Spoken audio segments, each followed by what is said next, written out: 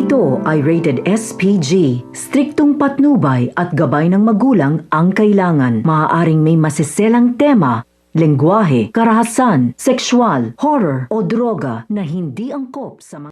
Sino nga bang ina ang hindi manggagalaiti sa galit kapag nga nalaman niya na nasasaktan nga ang anak niya? Kaya naman nga't nang malaman nga ni Rosel kay Malu na sinasaktan nga ni Via itong si Bel noon, hindi nga nagdalawang isip itong si Rosel na sugurin na nga itong si Via. Kung si Bel nga ay hindi makahiganti dito kay Via, si Rosel na nga mismo ang gagawa.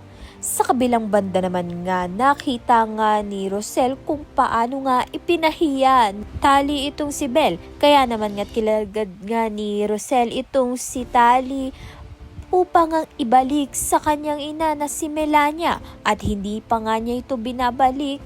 Kinasusuklaman at sinusuka pa nga niya dito kay Melania. Kaya naman nga pinutol na nga ni Rosel ang ugnayan niya nga dito kay Tali dahil hindi nga ito nakakabuti sa kanilang pamilya.